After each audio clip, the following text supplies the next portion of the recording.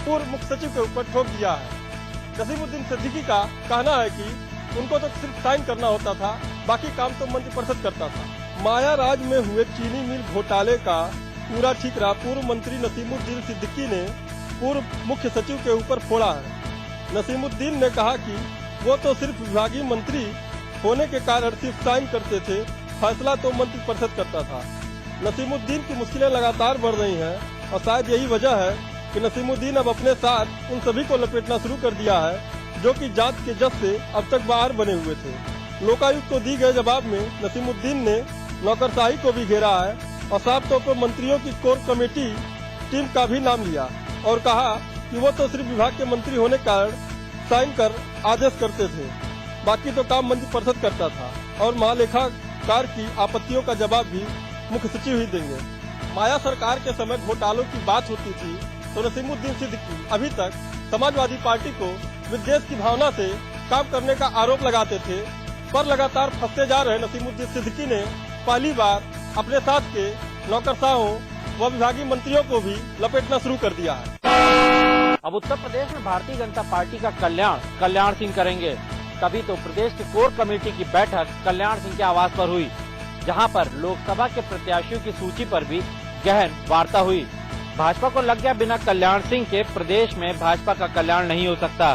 तभी आज भाजपा की कोर कमेटी की एक गोपनीय बैठक कल्याण सिंह के आवास पर हुई, जहां सबसे बड़ा मुद्दा लोकसभा के प्रत्याशियों पर आरंभिक चर्चा का रहा।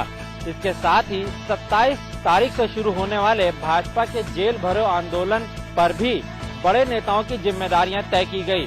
बैठक एक तो जेल भरो अभियान की फाइनल समीक्षा और लोकसभा के जो प्रथम 10 नाम थे हमारे, उन पर एक सरसरी तौर पर समीक्षा हुई है। इस बैठक में कलराज मिश्रा, लालजी टंडन, सुप्रताप शाही, विनय कटियार, हुकुम सिंह के साथ लक्ष्मीकांत वाजपेयी और भी बड़े नेता मौजूद थे। इस बैठक की अध्यक्षता कल्याण सिंह ने की। हालांकि बैठक पूरी तरीके से गोपनीय थी और कोई भी भाजपा का बड़ा नेता इस पे बोलने से कतरा रहा है। लेकिन एक बात तो तय है कि जून के पहले हफ्ते में लोकसभा प्रत्याशियों की एक सूची सामने आएगी। भाजपा के राष्ट्रीय अध्यक्ष राजनाथ सिंह के स्वागत की गोरक्ष नगरी में तैयारी पूरी कर ली गई है। दूसरी बार राष्ट्रीय अध्यक्ष के पद पर चुने जाने के बाद माननीय राजनाथ सिंह का गोरक्ष नगरी में यह पहला आगमन है, जिसको लेकर बीजेपी कार्यकर्ता व हिंदू संगठन के कार्यकर्ता उनके स्वागत के लिए तत्पर और तैयार हैं। यहाँ तक एयरफोर्स से लगाकर सभा स्थल तक पूरे होर्डिंग बोर्ड, बैनर और झंडे से पाट दिया गया है। सभा स्थल का निरीक्षण करने पहुँचे परम पूज्य योगी आदित्यनाथ ने बताया कि अपने राष्ट्रीय अध्यक्ष की स्वागत की तैयारी हम लोग पूरी कर लिए हैं, मात्र अब राष्ट्रीय अध्यक्ष के आने की देरी है। पूरी तैयारी हो चुकी है। अब मुख्य अतिथि और अन्य सम्मानित अतिथियों के आगमन की प्रतीक्षा में। देखना तो दिलचस्प तब होगा जब राजनाथ सिंह कल गोरखपुर में प्रवेश करेंगे और भाजपा कार्यकर्ता और हिंदू संगठन कितने दमखम के साथ अपने राष्ट्रीय अध्यक्ष का स्वागत करते हैं। उत्तर प्रदेश में जनाधार खोती कांग्रेस ने अब लोकसभा चुनाव के लिए कमर कस ली है और इसी के चलते पार्टी के प्रदेश मुख्यालय पर जोनल इंचार्ज, कोऑर्डिनेटर और 31 जिलों और शहर के महानगर अध्यक्षों की बैठक बुलाई गई। अब कांग्रेस पार्टी हर महीने जिले स्तर पर और वार्ड स्तर पर बैठकें करेगी। पार्टी के संगठन को मजबूत बनाने के लिए प्रदेश पार्टी के नेता अब बैठकें कर अपनी कमियों को दूर करने की जुगत में लग गए हैं। आज प्रदेश कांग्रेस कमेटी अपने जोनल अध्यक्षों और कोऑर्डिनेटर समेत 31 जिलों और शहर के अध्यक्षों की बैठक कर आगामी चुनाव पर चर्चा करने लगी। इसकी कमान संभाली प्रदेश अध्यक्ष निर्मल खत्री ने। सूबे में अपनी खोई जमीन तलाशने में जुटी कांग्रेस पार्टी इस बैठक में कम समय में संगठन को मजबूत बनाने, अगले महीने तक संगठन का विस्तार करने पर भी चर्चा हुई। हालांकि निर्मल खत्री इस बात को स्वीकार करते हैं कि प्रदेश में पार्टी संगठन के विस्तार में काफी देरी हुई है। वहीं पार्टी में बड़ी सक्रियता का श्रेय निर्मल खत्री युवराज राहुल गांधी को दे रहे हैं। प्रियंका गांधी के चुनाव लड़ने के प्रयासों पर भी खत्री चुप रहना ही बेहतर समझे और यही कहकर बात को टाल गए कि गांधी परिवार इस पर अंतिम फैसला करेगा। ये तो वही लोग तय करेंगे, मैं इस पे क्या बताऊं, ये उसी परिवार को तय करना है। बैठक में केवल कांग्रेस पार्टी के संगठन पर ही मंथन नहीं किया गया, बल्कि कांग्रेस के निशाने पर पूर्व की बसपा और सपा सरकार भी रही। कांग्रेस ने दावा किया है कि जब भी प्रदेश में सपा या बसपा की सरकार बनती है तो प्रशासन और शासन पर दबाव बनाने के लिए माफियाओं को छूट मिल जाती है। बहरहाल भले ही कांग्रेस पार्टी इस बात का दावा कर रही हो कि इन बैठकों के माध्यम से संगठन को नई धार दी जाएगी, लेकिन सवाल बहुत बड़ा है। कि क्या वाकई पार्टी संगठन के माध्यम से उत्तर प्रदेश में कोई सियासी जमीन वापस ला पाती है या नहीं, ये देखना अभी बाकी है।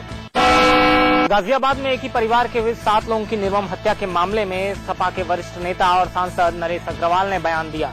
नरेश अग्रवाल की माने तो अकेला एक व्यक्ति कैसे 7 लोगों की हत्या कर सकता है। इस मामले में सांसद नरेश अग्रवाल ने सीआईडी जांच कराने की भी बात कही है। तो मैं तो सरकार से मांग करूंगा इस सारे मामले की जांच सीआईडी को सौंप दी जाए, जिससे कि तथ्य निकल गया, क्योंकि एक लड़का 7 लोगों को मार दे, सब चुप रहे, कोई आवाज न हो, ये चीज समझ में नहीं आ रही। गाजियाबाद पुलिस ने विजयनगर से हुए डॉक्टर हरपाल सिंह के अपहरण की गुत्थी को सुलझा लेने का दावा किया है। डॉक्टर हरपाल सिंह सिसोदिया थाना विजयनगर के सेक्टर 9 इलाके में अपने परिवार के साथ रहते हैं। डॉक्टर सिसोदिया का विजयनगर में ही क्लिनिक है। इसके अलावा उनके 2 मेडिकल स्टोर भी हैं। गुरुवार की शाम तकरीबन 5 बजे वो घर से क्लिनिक के लिए निकले थे और उसके बाद लापता हो गए। बाद में उनका मोबाइल और बाइक घर पर मिला।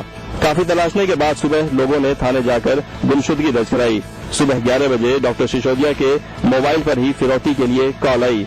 डॉक्टर को छोड़ने के एवज में 50 लाख रुपए की मांग की गई। फिरौती के लिए ये कॉल अलीगढ़ से आई थी। इस सूचना पर गाजियाबाद पुलिस अलीगढ़ पहुंची और डॉक्टर सिसोदिया को बरामद कर लिया। डॉक्टर सिसोदिया को किस इलाके से बरामद किया गया और उनका अपहरण किसने किया, इस पर पुलिस अभी खामोश है। डॉक्टर हरपाल सिंह सिसोदिया के अपहरण का गाजियाबाद पुलिस ने आनन फानन में खुलासा तो कर दिया है, लेकिन कई ऐसे सवाल हैं जिनका जवाब पुलिस के पास भी नहीं।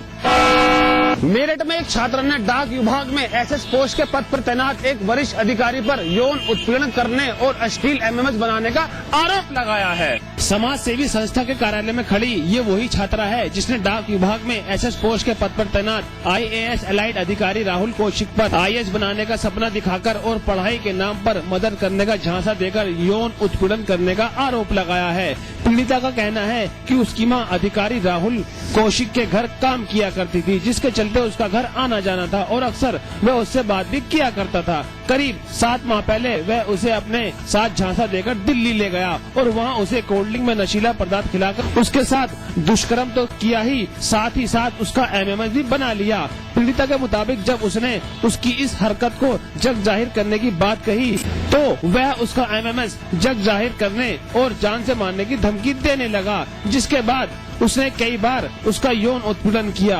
फोन के जरिए उस लड़की का आरोप है कि उस आईएएस अफसर से उसकी पहचान हुई, बातचीत हुई और जिसके पहचान के चलते उसके द्वारा करीब 60 वर्षों से उसका शारीरिक शोषण किया गया। जब उसकी हरकतें हद से ज्यादा बढ़ गई तो उसने परेशान आकर अपनी शिकायत वरिष्ठ पुलिस अधीक्षक के यहाँ दर्ज करा दी। वहीं जब आरोपी अधिकारी के परिजनों से बात की गई तो उनका साफ तौर पर कहना था कि जो भी आरोप छात्रा द्वारा लगाए जा रहे हैं सभी झूठे हैं। पीड़ित छात्रा द्वारा एक आईएएस एलाइड अधिकारी पर लगाए गए आरोपों में आखिर कितनी सच्चाई है, इसका पता तो पुलिस जांच के बाद ही चल पाएगा। अलीगढ़ में बदमाशों के हौसले बुलंद हैं, उन्हें पुलिस तक का खौफ नहीं। ताजा मामले में चोरों ने कलेक्ट्रेट परिसर में भी हाथ साफ कर डाला।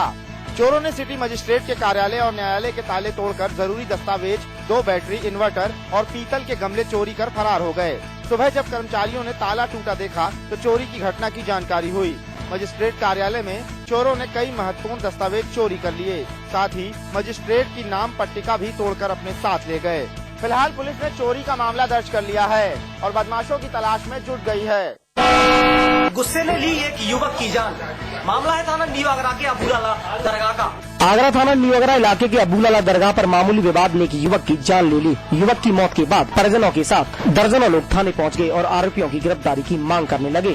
पुलिस प्रशासन के आला अधिकारियों को समझाने के बाद ये लोग वहां से गए। दरअसल मामला अबूलाला दरगाह का है, जहाँ ठेला लगाने के लेकर वजीरपुरा निवासी हारून छोटू और करवाला निवासी गुलफाम चंदा बसीम के बीच विवाद हो गया। कुछ लोग छेड़छाड़ को लेकर भी विवाद की बात कह रहे हैं। मैंने वो झागा था, उन्होंने मारना पीटना पीछे से पकड़ के 10-12 इन्होंने मुझे मारना पीटना स्टार्ट कर दिया। तो मैंने अपने भैया को आवाज लगाई तो हमने बीच बचाव करा, मगर वो उतने लड़के थे हमसे समझे नहीं और हमें बहुत मारा उन्होंने। इस विवाद के दौरान जमकर मारपीट हुई। इस मारपीट में छोटू गंभीर रूप से घायल हो गया। छोटू को अस्पताल ले जाया गया, जहां छोटू की मौत हो गई। छोटू की मौत की खबर सुनते ही परिजन पहुंच गए और आरोपियों की गिरफ्तारी की मांग करने लगे। पुलिस के अधिकारियों ने परिजनों को समझाया और आरोपियों की गिरफ्तारी के लिए टीम भेज दी है। फिलहाल मौके पर पहुंची पुलिस ने मृतक के परिवारियों ने दी गई तहरीर पर मुकदमा दर्ज कर लिया है और आरोपियों की धरपकड़ शुरू कर दी है। तेज रफ्तार ने एक बार फिर कहर बरपाया है।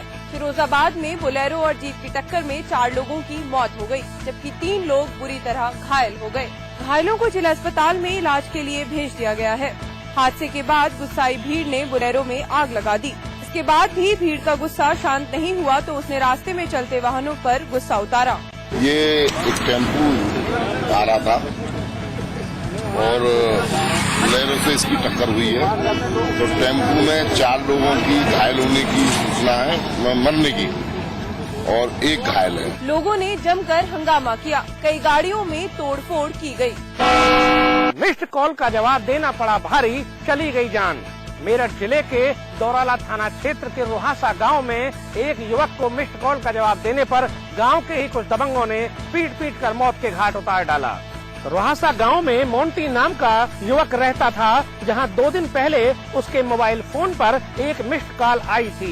मिस कॉल आने के बाद मोंटी ने कॉल बैक कर दिया।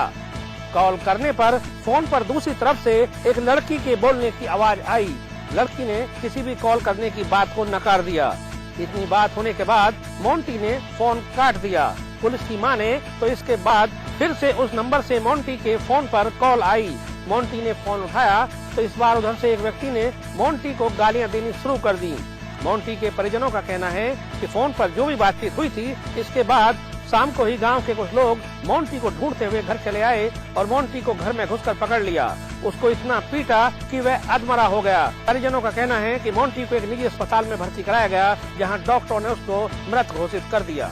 इस दर्दनाक और शर्मनाक हादसे के बाद मौके पर पहुंची पुलिस ने मोंटी के शव को कब्जे में लेकर पोस्टमार्टम के लिए भिजवा दिया और मामले की जांच शुरू कर दी है। लेकिन मोंटी के परिजन ये सवाल उठा रहे हैं कि क्या मोंटी ने मिस्ड कॉल का जवाब देकर गलत किया था। तमाम कोशिशों के बावजूद उत्तर प्रदेश में रेप और छेड़छाड़ की घटनाएं रुकने का नाम नहीं ले रही हैं। ताजा मामला फतेहपुर जिले के कोतवाली थाना क्षेत्र के नौआबाग इलाके का है, जहां रेप के प्रयास का विरोध करने में 2 की जान चली गई। NH2 पर राकेश अपनी पत्नी और 2 बच्चों के साथ इटावा से खागा के लिए DCM गाड़ी से जा रहा था। रास्ते में ड्राइवर ने राकेश को खाना लाने के बहाने भेजा और फिर गाड़ी को आगे ले जाकर उसकी पत्नी से छेड़छाड़ करने लगा। अपनी आबरू बचाने के लिए उसकी पत्नी बेटी संग चलती गाड़ी से कूद गई और उसे कूदता देख उसके बेटे ने गाड़ी से छलांग लगा दी। पीछे से आ रहे ट्रक ने माँ बेटी को कुचल दिया, जिससे उनकी मौके पर ही मौत हो गई, जबकि उसके बेटे को गंभीर हालत में अस्पताल में भर्ती कराया गया है। उधर पुलिस ने इस पूरी वारदात से पल्ला झाड़ते हुए महज इसे मार्ग दुर्घटना करार दिया है। उत्तर प्रदेश में सरकारी जिला अस्पतालों में डॉक्टर हो गए हैं लापरवाह। इसकी एक वानगी देखने को मिली सिद्धार्थनगर जिले में। एक सरकारी डॉक्टर ने लापरवाही की हदें पार कर दी। दरअसल हसीना नाम की एक महिला ने 25 मार्च को जिला अस्पताल में पथरी का ऑपरेशन कराया। ऑपरेशन के 1 महीने बाद ही हसीना के पेट में दर्द होने लगा, जिसके बाद परिजनों ने उसे 1 मई को आनंद फानन में जिला अस्पताल में भर्ती कराया, जहां 18 दिन तक उसका इलाज किया गया। इस दौरान उसका अल्ट्रासाउंड किया गया तो परिजनों के होश उड़ गए। पहला ऑपरेशन हुआ, दोबारा फिर ऑपरेशन हुआ, लेकिन अभी तक कोई कार्रवाई नहीं आई। अल्ट्रासाउंड की रिपोर्ट में पेट के अंदर तौलिया दिखाई दी, जिसके बाद सरकारी डॉक्टरों ने अपनी इस भूल को सही करने के लिए 20 मई को ऑपरेशन कर तौलिए को बाहर निकाला, लेकिन अब भी महिला की हालत गंभीर बनी हुई है। परिजनों ने सरकारी डॉक्टरों की इस लापरवाही की शिकायत स्वास्थ्य विभाग के बड़े अधिकारियों से भी की, लेकिन इस मामले में अभी तक कोई कार्रवाई नहीं हो पाई। रामपुर में झोलाछाप डॉक्टर के गलत दवा देने से एक ही परिवार के 3 लोगों की मौत के बाद आखिरकार रामपुर प्रशासन जाग गया है। रामपुर प्रशासन ने झोलाछाप डॉक्टरों के खिलाफ धरपकड़ के लिए रामपुर जिले में अभियान चला रखा है, जिसके तहत कई डॉक्टरों के खिलाफ कार्रवाई भी की गई है। रामपुर प्रशासन अधिकारियों और स्वास्थ्य विभाग के अफसरों ने जिले में आज भी झोलाछाप डॉक्टरों के खिलाफ कार्रवाई जारी रखी। अफसरों के लगातार कार्रवाई से झोलाछाप डॉक्टरों में हड़कंप मचा हुआ है। कहीं क्लिनिक बंद कर फरार हो गए तो कई डॉक्टरों के खिलाफ कार्रवाई की गई है। भले ही रामपुर प्रशासन ने 71 झोलाछाप डॉक्टरों के खिलाफ मुकदमा दर्ज करा दिया है, लेकिन बड़ा सवाल ये खड़ा होता है कि आखिर हादसे के बाद ही प्रशासन अधिकारियों की नींद क्यों टूटती है। हल्द्वानी में आज समाज सेवी अन्ना हजारे की जनतंत्र यात्रा पहुंची, जहां उन्होंने भ्रष्टाचार पर घिरी केंद्र सरकार और उनके मंत्रियों पर जमकर निशाना साधा। समाजसेवी अन्ना हजारे इन दिनों उत्तराखंड में जन लोकपाल बिल और भ्रष्टाचार सहित कई मुद्दों को लेकर जनतंत्र यात्रा कर रहे हैं। शुक्रवार को अन्ना की जनतंत्र यात्रा हल्द्वानी के रामलीला मैदान में पहुंची, जहां अन्ना का हजारों लोगों ने जोरदार स्वागत किया। लोगों को संबोधित करते हुए अन्ना ने केंद्र सरकार के ऊपर खुलेआम भ्रष्टाचार करने का आरोप लगाया। संसद में 163 लोग बैठे हैं दागी और 35 मंत्रियों में 15 मंत्रियों पर आरोप है। क्या होगा देखकर। अन्ना हजारे ने बताया कि